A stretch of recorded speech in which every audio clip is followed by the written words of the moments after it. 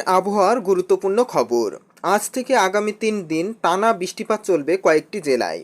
পশ্চিমবঙ্গের, উত্তরবঙ্গের পাশাপাশি দক্ষিণবঙ্গের জেলাগুলিতে ভারী থেকে অতি ভারী বৃষ্টিপাত এবং বিকেলের দিকে কালবৈশাখী ঝোড়ো হাওয়া কিন্তু বইতে পারে।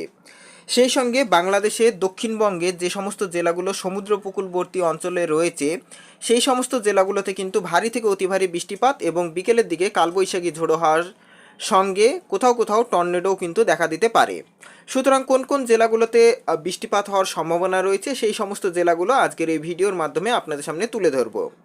সুতরাং ভিডিওটা মোটেও স্কিপ না করে প্রথম থেকে শেষ অবধি দেখুন এবং তার পাশাপাশি আপনাদের কাছে একটি ছোট্ট রিকোয়েস্ট, আপনারা যদি আমার চ্যানেলে কেউ নতুন হয়ে থাকেন তাহলে অতি অবশ্যই চ্যানেলটিকে সাবস্ক্রাইব করে পাশে থাকবেন এবং আগামী দিনে এইরকমই গুরুত্বপূর্ণ খবরগুলো পাবেন।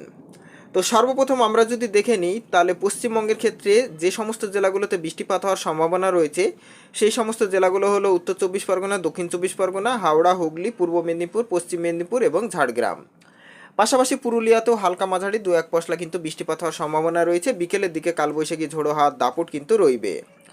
সেই সঙ্গে যদি আমরা বাংলাদেশ দেখি তাহলে বাংলাদেশের ক্ষেত্রেও আপনারা দেখতে পারবেন যে বাংলাদেশের দক্ষিণবঙ্গের যে সমস্ত জেলাগুলো রয়েছে, চিটাগং রয়েছে, ঢাকা রয়েছে, রাজশাহী রয়েছে, খুলনা রয়েছে, বাগেরহাট রয়েছে, সেই সমস্ত জেলাগুলোতেও কিন্তু বৃষ্টিপাতের সম্ভাবনা কিন্তু লক্ষ্য করা যাচ্ছে। পাশাপাশি আমরা এবার দেখে নেব স্যাটেলাইট চিত্রের মাধ্যমে কোথায় কোথায় মেঘের আনাগোনা রয়েছে। আমরা মেঘ যদি দেখে রাখি তাহলে সেক্ষেত্রে পরিষ্কারভাবে আপনারা দেখতে পাচ্ছেন যে কীভাবে পশ্চিমবঙ্গ এবং বাংলাদেশের ওপর গোটা এক মেঘেই কিন্তু ঢেকে গেছে।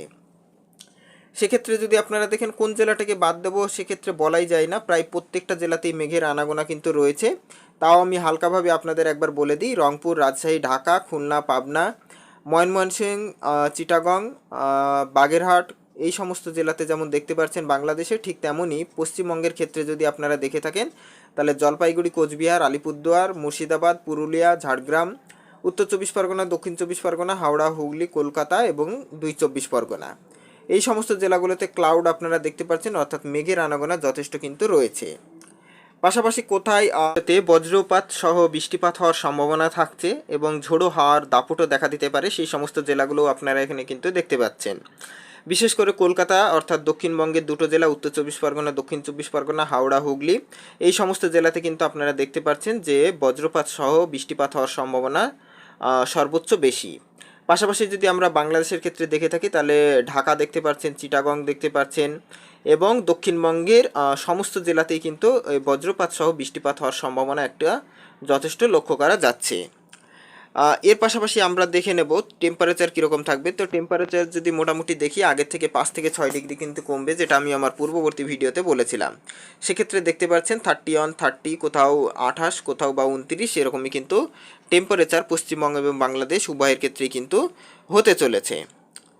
এবং বৃষ্টিপাতের পরিমাণ কীরকম থাকবে সেক্ষেত্রে যদি আমরা দেখে থাকি তাহলে বৃষ্টিপাতের পরিমাণ কিন্তু হালকা মাঝারি থাকবে সকালের দিকে এবং বিকেলের দিকে কিন্তু ভারী থেকে অতি ভারী বৃষ্টিপাত হওয়ার সম্ভাবনা কিন্তু লক্ষ্য করা যাচ্ছে, বিশেষ করে বাংলাদেশের দক্ষিণবঙ্গের জেলাগুলো এবং পশ্চিমবঙ্গের দক্ষিণবঙ্গের যে সমস্ত জেলাগুলো রয়েছে সেই সমস্ত জেলাতে।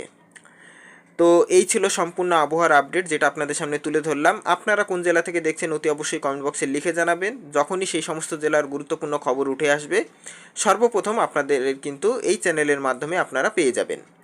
সো ভিডিওটা যদি শেষ অবধি ভালো লেগে থাকে অতি অবশ্যই সকলের মাধ্যমে শেয়ার করে দেখার সুযোগ করে দেবেন। So thanks for watching.